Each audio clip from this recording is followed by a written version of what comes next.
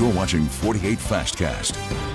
Good afternoon on this Thursday. I'm Margot Gray with your 48 Fastcast. This is our digital show bringing you the top headlines in under 10 minutes. We start in Hartselle, where the suspect behind a deadly crash is about to be released from the hospital before heading straight to the Morgan County Jail.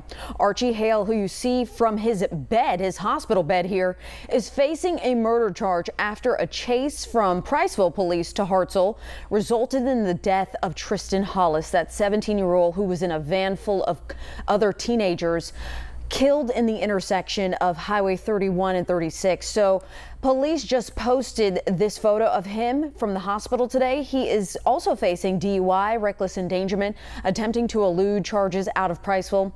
His arrest comes on the same day as Hollis will be laid to rest. Hale is being held without bond. All right, let's go over to the campus of UAH, where right now a student group is holding a prayer vigil for political activist Charlie Kirk right now. So Kirk was shot and killed on a college campus in Utah yesterday. Now the FBI has released images of that new person of interest. Take a look at your screen. During a news conference this morning, authorities believe he's a college-aged male who blended into the crowd at Utah Valley University. This is now the third person of interest identified in this shooting.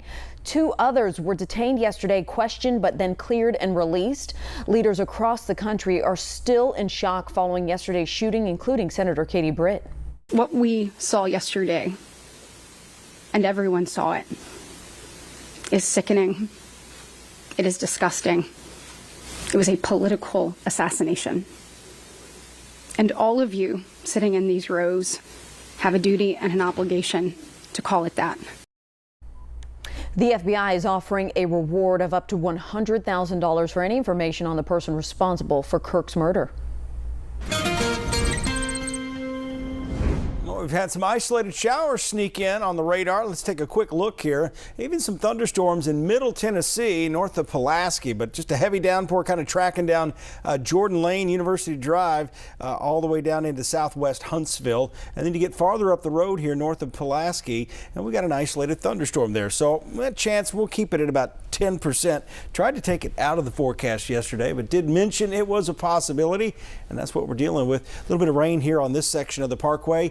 That's cooling things off a little bit. It's 90 out at the airport, but probably closer to 80 where it is raining right now. Even some upper 70s, 83 in Meridianville, 90 officially in Huntsville. That's been the high for the day so far. 88 in Muscle Shoals. Next 3 days will be dry. 91 Friday, 91 Saturday, 92 Sunday. Overnight lows in the upper 50s and low 60s. Your 10-day forecast coming up. A Georgia woman is facing a manslaughter charge out of DeKalb County for supplying a deadly dose of fentanyl. Court documents accuse Vanessa Whitmore of supplying a woman named Kimberly Little drugs. So Little died earlier this week after taking those drugs. Two other people are also facing minor drug charges in connection to this case. Well, we also now know the identity of the suspect accused in a Fort Payne bank robbery after he was arrested all the way in Kentucky.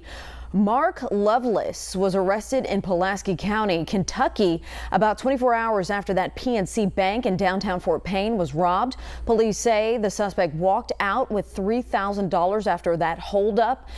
He remains in the Pulaski County Jail on a robbery charge, waiting extradition to Fort Payne.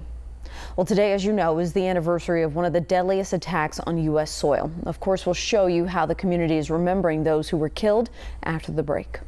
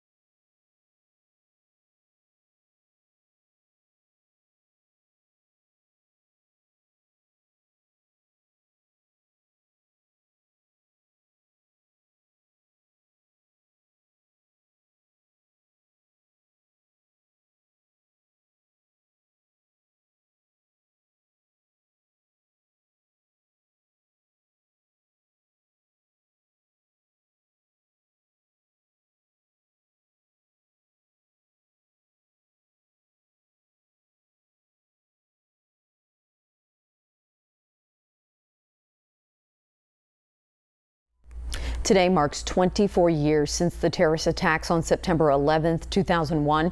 And today, people across the entire Tennessee Valley are remembering the nearly 3,000 lives lost that day. Earlier today, people gathered at Toyota Field, where city leaders held a memorial service and stair climb. This is to remember the first responders who climbed 110 stories to try to rescue people who were trapped in the World Trade Center. Local ROTC members say it's important to never forget the sacrifices made by the brave men and women. It was a tragic time period in our nation's history. So many people died and sacrificed their lives for what had happened, and it was a pivotal point in our nation as a whole. So you see there, everybody doing their climb. We will highlight more of today's remembrances across the area coming up for you during our 4 o'clock newscast. Now, your first alert weather with Chief Meteorologist Brad Travis. Some very isolated rain showers on the west side of Huntsville. May not make it all the way down to the south towards Arab, but if it does, it'll take about 40 minutes or more. North of Pulaski, another isolated downpour. We could see a few isolated showers, maybe a thunderstorm before the day is out. But again, that's the only real change for you. Live look here from Madison off Zert Road. Looking east to Huntsville, you can barely see it, but there is the rain that's falling out there. It is 90 degrees, but where it has rained, the temperatures are in the upper 70s and low 80s. You don't see a lot of those reports because the isolated nature of the rain showers out there. Larger view showing you not much has changed here. We have that one disturbance coming in this evening, and that'll settle south of us, and that'll be our last chance of rain we'll see for a while. Again, these are extremely isolated showers, but if you get underneath one, you could see some heavy rain and gusty winds. A sunny and hot weekend ahead. 91 Saturday, 92 Sunday, and I think we're pretty much going to see the same Friday as well. Tonight, 62, mostly clear, a calm wind. That north wind comes back behind this disturbance. And then tomorrow, 91, mostly sunny and just a little bit hotter out there. Overall, not looking too bad. Here's your rain on the roof forecast. Don't have a chance. After today, it's it, and we're probably not going to see any significant chance of rain through next week either. Here's your 10-day forecast. 90s across the board, about 94, 95 Monday, Tuesday, and Wednesday. That'll be the hottest stretch we have over the next 10 days, but very, very dry out there. The humidity starts coming back next week, though. 65 as we get into Wednesday morning, 67 Thursday morning, muggy. So I think at least a slight chance of a rogue shower or thunder shower as we get into Friday or Saturday of next week, but nothing really showing up right now that would give us need to actually put a chance of rain in there just yet. I'll have the latest forecast at 4. Sounds good. That'll do it for your Thursday edition of 48 Fastcasts. We will be back here online in just a few minutes with Before the 4 with AJ Weiss, and then tune in for WAFF 48 News at 4, 5, 6, and 10. It's been a busy news week already. More information coming in on that arrest of Archie Hale. We have you all covered. We'll see you this afternoon. Thank you.